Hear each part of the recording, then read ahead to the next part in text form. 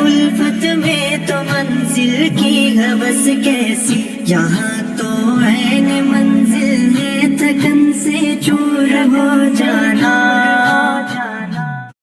الحمد للہ رب العالمین والصلاة والسلام علی سید المرسلین وعلی آلہ واصحابہ اجمعین، اما بعد۔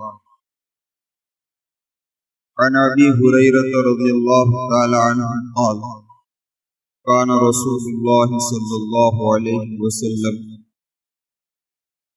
یتعوذ من جہد البلاء ودرک الشقاء وسوء القضاء وشماتة الأعداء، او کما قال النبی صلی اللہ علیہ وسلم۔ محترم سامعین، انسان کا دنیا میں آنے کا جو اصل مقصد ہے وہ عبدیت اور عبادت ہے۔ اسی لیے اللہ تبارک و تعالیٰ نے فرمایا کہ وَمَا خَلَقْتُ الْجِنَّ وَالْإِنسَ إِلَّا لِيَعْبُدُونِ۔ تو آخرکار عبدیت کہتے ہیں کس کو، عبادت کہتے ہیں کس کو؟ عبدیت کہا جاتا ہے کہ انسان اپنے آپ کو بالکل ذلیل کر دے۔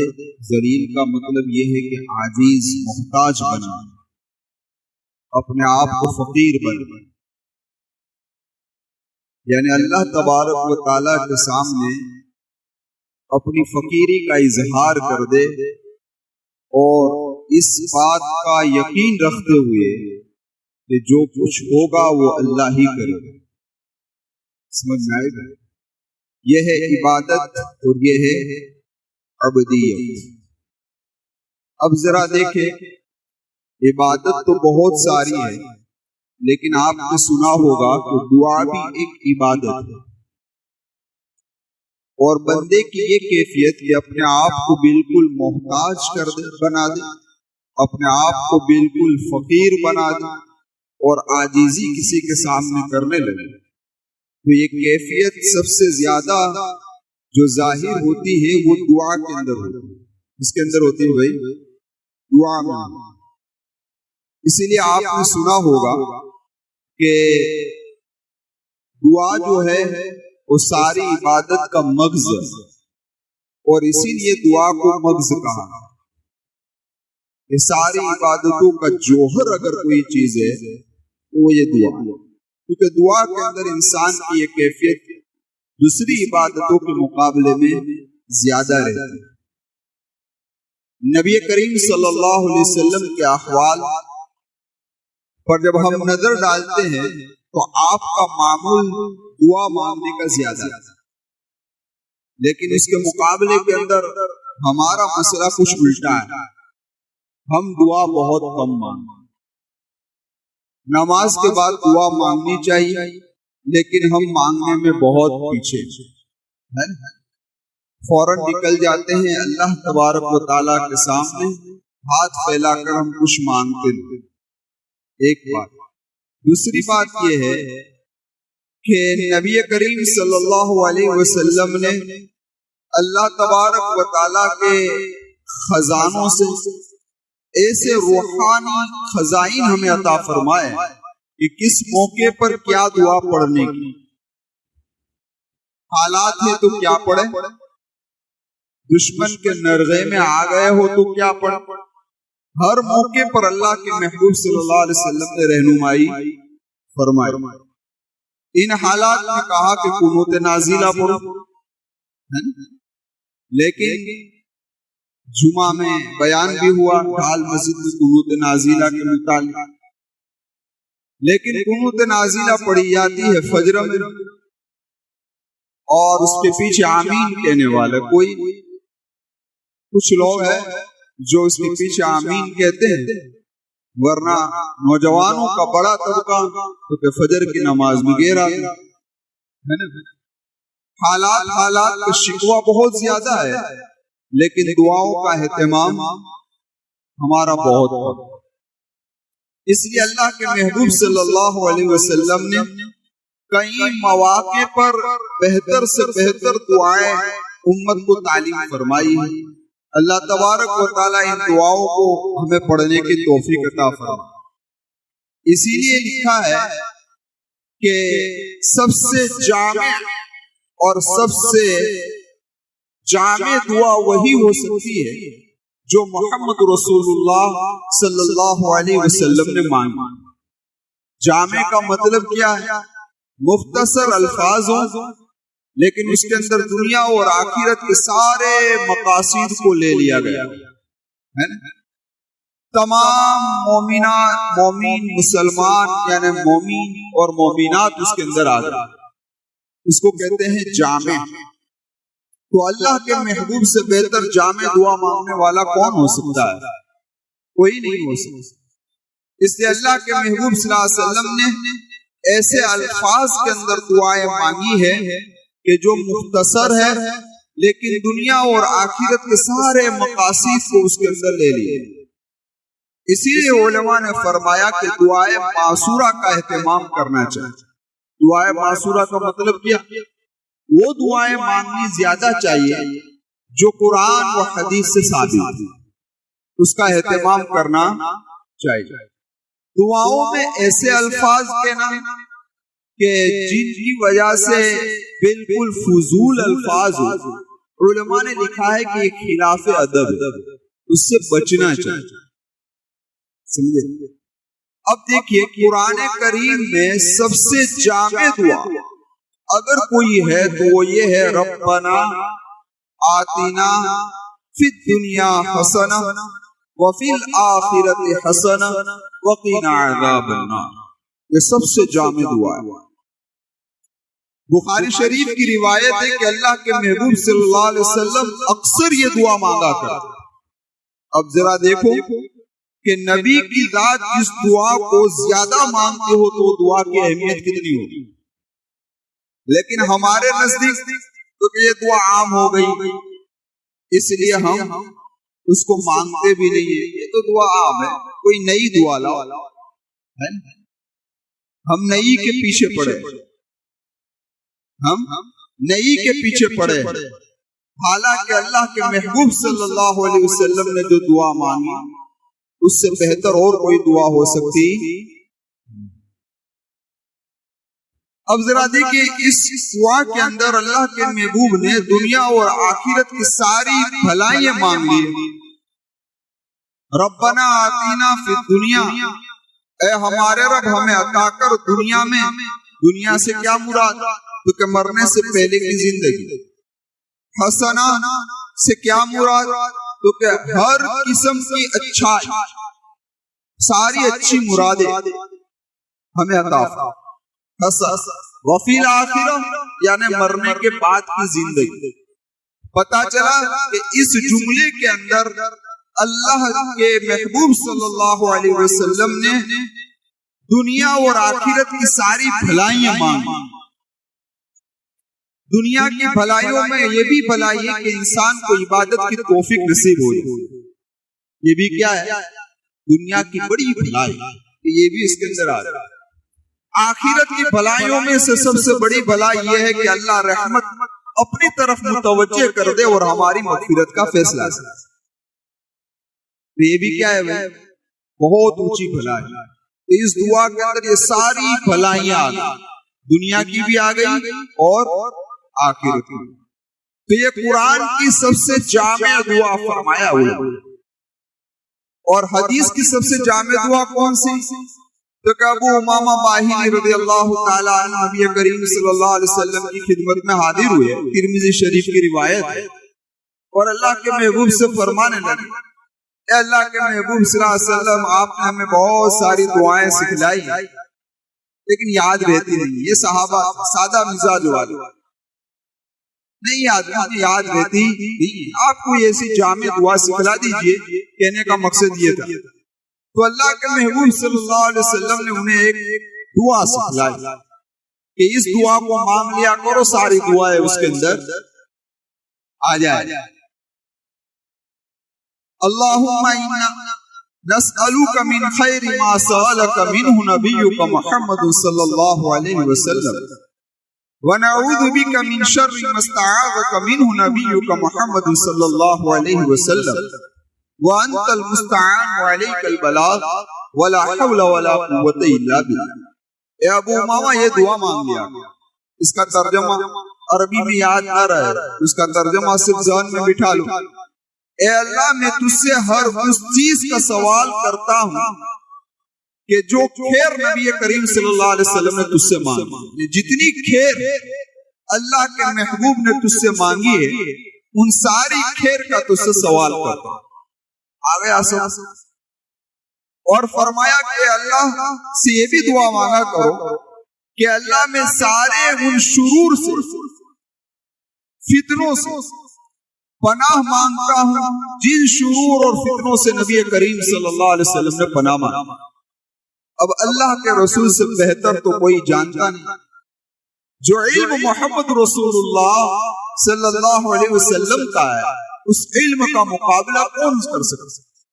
تو اللہ کے نبی نے جو خیر مانگی ہوگی اس سے بہتر خیر مانگنے والا کوئی نہیں، اور کہ محبوب نے جن شر سے پناہ چاہیے ہوگی ان شر سے پناہ مانگنے والا اللہ کے محبوب سے بہتر کوئی ہو سکتا؟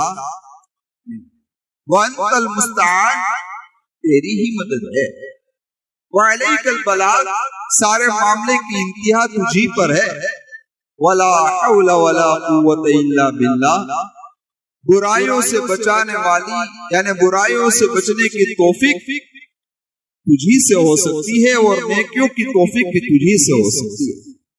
عبادت کی توفیق بھی کس سے ہوگی بھائی؟ تو دعا یاد کر لو گے، عربی کے اندر یاد نہ رہے تو اردو کے اندر۔ خیر، تو میں عرض کر رہا تھا کہ ہمیں ان دعاؤں کا اہتمام کرنا چاہیے جو دعا نبی کریم صلی اللہ علیہ وسلم نے وقت بتائی ہے یا اچھے اور برے مواقع پر پڑھنے کا حکم دیا ہے، ان دعاؤں کا یاد کرنا چاہیے۔ تو انہی دعاؤں کے ذخیرے میں سے میں نے ایک دعا آپ حضرات کے سامنے بھی پڑھی، اس کی مختصر تشریح کرنی ہے، خلاصہ پیش کرنا ہے، پھر انشاءاللہ چھوٹ۔ وہ کیا دعا ہے؟ یہ روایت بخاری شریف میں بھی ہے اور یہ روایت مسلم شریف میں بھی ہے۔ عن ابی ہریرہ رضی اللہ تعالی عنہ قال، کہ حضرت ابو ہریرہ رضی اللہ تعالی عنہ سے مروی ہے، کان رسول اللہ صلی اللہ علیہ وسلم یتعوذ من جہد البلاء ودرک الشقاء وسوء القضاء وشماتۃ العین، کہ اللہ کے محبوب صلی اللہ علیہ وسلم اللہ تبارک و تعالیٰ کے سامنے ان چیزوں سے پناہ مانگتے تھے۔ کون سی چار چیزیں؟ من جہد البلاء، من جہد البلاء، بلا کی تکلیف سے۔ کس کی تکلیف سے بھائی؟ بلا کی تکلیف سے۔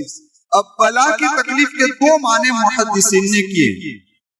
ایک معنی بلا کی تکلیف کا یہ کیا ہے کہ آدمی کوئی ایسی بیماری میں مبتلا ہو جائے، یا آدمی کوئی ایسی مصیبت میں پھنس جائے، یا آدمی کوئی ایسے حالات میں آ جائے کہ موت کی تمنا کرنے لگے۔ اس کی تمنا کرنے لگے کہ اللہ موت دے دے، ایسی بیماری آ گئی، جب گھبرا گیا، گھبرا کر کے اللہ اب تو موت دے۔ یہ آ گیا جہد البلا، کیونکہ اللہ ایسی بیماریوں سے، ایسی مصیبتوں سے، ایسے حالات سے ہماری حفاظت۔ اتنا جامع کلمہ، من جہد البلا، اتنا جامع کلمہ۔ دوسری تشریح حضرت عبداللہ بن عمر رضی اللہ تعالی عنہما نے فرمائی کہ من جہد البلا کا مطلب یہ ہے کہ اولاد زیادہ ہو اور مال کم ہو تب بھی آدمی پریشان ہو جائے، کہ انکم بہت کم ہے اور گھر میں کھانے والے بہت زیادہ ہیں، جس کی وجہ سے ہر وقت آدمی ڈپریشن کے اندر اور ٹینشن کے اندر رہتا ہے۔ کیونکہ ایسے حالات سے حفاظت، ایسے حالات سے دیکھیے قرآن کریم جب کسی لفظ کو پہلے لاتا اور کسی لفظ کو بعد میں لاتا تو اس کے اندر بھی قرآن کی فصاحت و بلاغت ہوتی۔ قرآن نے ایک جگہ پر فرمایا استغفروا ربکم، کہ تمہارے رب کے سامنے استغفار کرو، ہے نا؟ پھر آگے فرمایا قرآن کریم نے کہ وَيُرْسِلِ السَّمَاءَ عَلَيْكُمْ مِدْرَارًا وَيُمْدِدْكُمْ بِأَمْوَالٍ وَبَنِينَ، تمہارے استغفار کے بدلے میں اللہ آسمان سے بارش برسائے گا، اور تمہارے استغفار کی وجہ سے اللہ تمہارے مالوں میں برکت عطا فرمائے گا، اور تمہارے استغفار کی وجہ سے اللہ تمہاری اولادوں میں برکت عطا فرمائے گا۔ پہلے مال لائے پھر اولاد لائے، قرآن نے پہلے مال کا تذکرہ کیا، اموال والبنین، بنین کو بعد میں لائے۔ سمجھ آئے؟ کیوں کہ اگر اولاد زیادہ ہوگی اور مال بھی زیادہ ہوگا تو انسان کبھی پریشان ہوگا، اس لیے اللہ فرماتے ہیں کہ استغفار کے صدقے میں ہم مال بھی دیں گے، کثرت اولاد سے تم گھبراؤ نہیں، اس کا انتظام کون کرے گا؟ اللہ تبارک و تعالی۔ تو ایک تشریح تو حضرت عبداللہ بن عمر رضی اللہ تعالیٰ عنہ نے یہ فرمایا۔ اب ذرا آگے بڑھے، اس دعا کے اندر دوسرا جملہ کیا ہے کہ وَدَرْكِ الشَّقَاء، کیا کہا؟ وَدَرْكِ الشَّقَاء، سخاوت سے، بد نصیبی سے، بدبختی سے اے اللہ تبارک و تعالیٰ میری حفاظت۔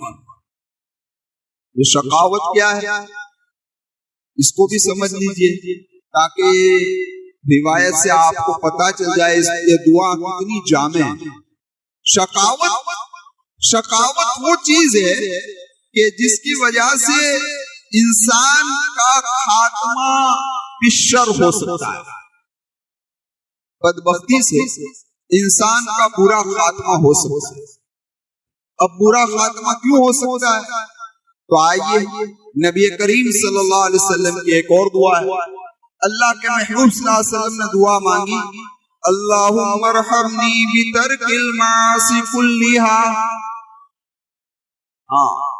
وتسقنی بمعصیتک، اے اللہ تیری رحمت مجھ پر اس طریقے سے اتار دے کہ جس کی وجہ سے میں گناہوں سے بچ جاؤں، سارے گناہوں سے بچ جاؤں،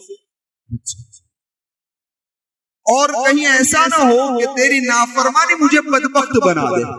کیا بنا دے؟ اس سے پتا چلا کہ گناہ کے اندر یہ خاصیت ہے کہ گناہ کی وجہ سے انسان بدبخت بن سکتا ہے۔ کیا بن سکتا ہے؟ بدبخت بن سکتا ہے۔ اب اس حدیث پر اور اس دعا پر دو باتیں عرض کرنی ہے۔ ایک تو یہ پتا چلا ہمیں اللہم ارحمنی بترک المعاصی، اسے پتا چلا کہ آدمی کا گناہوں سے بچے رہنا یہ اس بات کی دلیل ہے کہ اللہ کی رحمت اس پر متوجہ ہے۔ اللہ کی رحمت اس پر کیا ہے بھائی؟ اس لیے وہ گناہوں سے بچا۔ قرآن کریم میں اس کا ثبوت، قرآن میں اللہ تبارک و تعالیٰ فرماتے ہیں وَمَا أُبَرِّئُ نَفْسِي إِنَّ النَّفْسَ لَأَمَّارَةٌ بِالسُّوءِ إِلَّا مَا رَحِمَ رَبِّي، ہاں جس پر میرا رب رحم کرے وہی گناہ سے بچ سکتا ہے، اس کے علاوہ اور کوئی بچ سکتا إِلَّا مَا رَحِمَ رَبِّي۔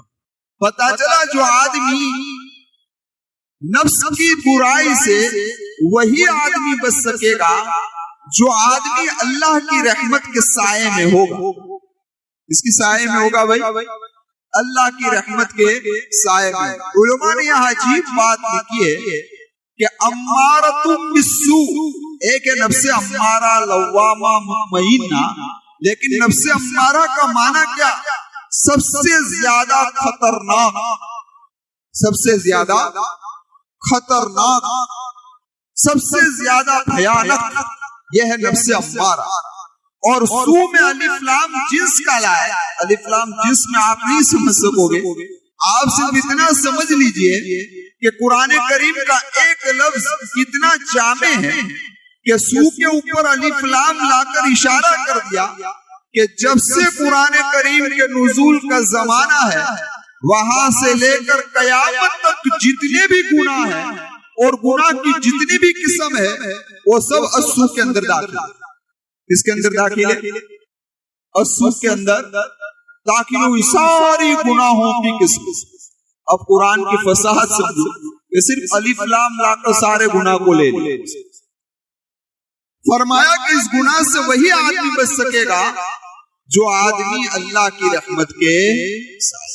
اسی لیے اللہ کے محبوب صلی اللہ علیہ وسلم نے اللہ کی رحمت مانگی اور کہا کہ اللہم ارحمنی، اے اللہ تیری رحمت ایسے عطا فرما دے کہ جس سے گناہوں سے میں. دوسری بات جو مجھے عرض کرنی ہے وہ یہ ہے وَلَا تُشْقِنِي بِمَعْصِيَتِكَ. اس سے صاف پتہ چلتا ہے کہ گناہ کی وجہ سے انسان میں شقاوت پیدا ہو سکتی ہے، اور یہ شقاوت اور یہ بدبختی انسان کو کہاں تک پہنچائے گی تو کہ خطرہ ہے برے خاتمے کا. اسی لیے علماء نے لکھا ہے کہ گناہ کی توبہ کے اندر جلدی کرنا، دیر کرنی. اگر گناہ کی وجہ سے بدبختی نہ ہوتی تو نبی کریم صلی اللہ علیہ وسلم کبھی یہ دعا تلقین فرماتے. اللہ کے محبوب نے یہ دعا تلقین فرمائی، یہ اس بات کی طرف اشارہ ہے کہ گناہ کی نحوست یہ ہو سکتی ہے. تو اس دعا کے اندر یہ کہا کہ اللہ ایسی بدبختی سے حفاظت فرما. اب جامع جملہ ہے کہ نہیں بھائی؟ 2 جملے ہو گئے، اب 2 جملے کی تشریح کریں. کون سی؟ میں نے کہا من جہد بلا، یاد رہ گیا آپ کو؟ من جہد بلا. دوسرا ہے وَدَرْكِ شَقَّ. تیسرا کیا ہے؟ وَسُوءِ الْقَضَاء. اور اے اللہ تیرے فیصلے کی برائی سے میں حفاظت چاہتا ہوں. کیا بھائی؟ تیرے فیصلے کی. اب اس کا ترجمہ اس پر ذرا غور کرو. کبھی ایسا ہوتا ہے کہ انسان کی زندگی ماضی کے اندر بہت، یعنی کہ بھوتکاڑ کے اندر بہت بری گزری، گناہوں پر گناہ، شراب میں نہ جانے کس کی زندگی کیسے گزری ہے سب جانتے ہیں. تو ہو سکتا ہے کہ ہمارے گناہوں کی نحوست کی وجہ سے اللہ نے ہمارے خلاف کوئی ایسا فیصلہ کر دیا ہے کہ جو ہمارے حق میں اچھا نہیں، ہمارے حق میں اچھا سمجھے. ہاں، تو اس دعا میں یہ مانگا جا رہا ہے کہ اللہ میرے بھوتکاڑ کے گناہوں کی وجہ سے، ماضی کے گناہوں کی وجہ سے آپ نے میرے خلاف جو فیصلے کیے ہیں، کہ آپ کا فیصلہ تو فیصلہ ہے، لیکن اس فیصلے کی برائی جو مجھے پہنچنے والی ہے اس کو آپ اچھائی سے تبدیل کر دیجیے. کس سے تبدیل کر دیجیے بھائی؟ جامع ہے. کس سے تبدیل کر دیجیے؟ اچھائی سے تبدیل کر دیجیے. ایک بات نوٹ کر، اللہ کا کوئی فیصلہ برا ہوتا؟ اللہ کا ہر فیصلہ اچھا ہے. اس کی اچھائی کا فیصلہ بھی اچھا اور شر کا فیصلہ بھی اچھا ہے. خیر کا فیصلہ بھی اچھا ہے اور شر کا فیصلہ بھی کیا ہے بھائی؟ ہاں. لیکن یہ فیصلہ برا ہمارے حق میں ہے، اللہ کا فیصلہ کوئی برا نہیں. اس کو آپ سمجھیں. ایک مثال، جج نے کسی مجرم کے بارے میں سزا سنوائی کہ اس کو پھانسی کی سزا دے دی جائے، تو کیا بھائی جج کا فیصلہ برا ہے؟ کون؟ جج کا فیصلہ برا نہیں. مجرم کا قصور یہی تھا کہ اس کو کیا دیا جائے، انصاف کا تقاضا یہی تھا کہ اس کو سزا دی جائے، وہ سزائے موت دی جائے. تو دیکھو، حاکم کا فیصلہ اور جج کا فیصلہ برا نہیں، لیکن جس مجرم کے بارے میں یہ فیصلہ سنایا گیا اس کے لیے برا. سمجھے؟ اس کے لیے کیا ہے بھائی؟ برا. تو اللہ کا کوئی بھی فیصلہ برا نہیں، لیکن ایک بندے کی وجہ سے وہ کیا ہے. تو اس دعا کے اندر ہمارے ماضی کے اندر جو ہمارے کرتوت ہے، اس سے جو اللہ کے فیصلے کی برائی ہم کو پہنچنے والی ہے، اللہ اس سے ہماری حفاظت کرے. کیا فرمایا؟ اب اس سے ایک بات اور سمجھ میں آئی. یہ بات یہ سمجھ میں آئی اس دعا سے کہ تقدیر بدل سکتی ہے. تقدیر بدل سکتی ہے. ہم کہتے ہیں نا کہ تقدیر نہ بدل، نہیں ایسا ہے. اگر تقدیر بدل سکتی نہ ہوتی تو اللہ کے محبوب یہ دعا نہ مانگتے. اللہ کے محبوب کا یہ دعا مانگنا یہ اس بات کی دلیل ہے کہ تقدیر بدل سکتی. ہم جو یہ کہتے ہیں کہ تقدیر بدل نہیں سکتی وہ انسان کے اعتبار سے، اس کے اعتبار سے ہے، انسان کے اعتبار سے ہے. اللہ کے اعتبار سے تقدیر بدل سکتی. کیوں بدل سکتی اس کو؟ اس لیے کہ اللہ حاکم ہے اور اللہ کا فیصلہ محکوم ہے. سمجھ میں آئے؟ اللہ خود حاکم ہے اور اللہ جو فیصلہ کر رہا ہے وہ تو اس کے اندر میں ہے. سمجھ میں آئی بھائی؟ تو اللہ تو اپنے فیصلے کو بدل سکتے ہیں بھائی. فیصلہ کچھ اللہ پر دباؤ تھوڑا ڈال سکتا ہے، فیصلہ کچھ اللہ پر دباؤ ڈال سکتا ہے؟ اللہ کا فیصلہ تو اس لیے قرآن نے کہا مالک یوم، کیا کہا؟ مالک یوم، یوم جزا کا مالک ہے. کیوں کہا یوم جزا کا مالک؟ ہاں یہ بہت جامع جملہ ہے. اس لیے یوم جزا کا مالک کہا کہ اللہ قیامت کے میدان میں جج اور حاکم بن کر نہیں آئے گے، قاضی بن کر نہیں آئے گے. کیونکہ اگر اللہ اعوذ باللہ جج اور قاضی بن کر آئے تو قانون کا پابند بننا پڑا. کیونکہ آپ جج کو دیکھو وہ قانون کے پابند ہے. وہ جو سزا سنائیں گے قانون کے تحت سنا دیں گے، بھئی یہ قانون ہے ہمیں سزا سنانا ہم پر لازم ہے، اگر نہیں سنائیں گے تو قانون کی مخالفت ہو جائے گی. لیکن مالک جو ہوتا ہے وہ قانون کا پابند ہوتا نہیں ہے. ایک آدمی نے آپ کی دکان سے چوری کی، برابر، اور کیمرے میں پکڑا گیا، کسی نے پکڑ لیا، پھر اس کو ڈائریکٹ کہاں کہتے ہیں کورٹ میں بھیج دیا، اور آپ ثبوت پیش کریں گے تو جج کیا فیصلہ سنائے گا؟ بھئی چوری ثابت ہوگی، اس کو سزا ملنی چاہیے، ہے نا؟ یہی سوچ. لیکن جو جس چور نے چوری کی ہے وہ دکان کے مالک ہی کے پاس اس کو پہنچا دیا جائے تو مالک کو اختیار ہے کہ نہیں معاف کر دے یا سزا دے؟ مالک کو اختیار ہے معاف کر دے یا سزا دے. تو اللہ قیامت کے میدان میں مالک وہ چاہے گا تو اپنے بندوں کو معاف کر دے، وہ چاہے گا تو اپنے بندوں کو سمجھنا ہے بھائی. اسی لیے شاہ عبد القادر محدث دہلوی رحمۃ اللہ علیہ نے اس روایت کے تحت جامع جملہ فرمایا. یہ کہا کہ اللہ کی رحمت اللہ کے غضب پر سبقت کر گئی.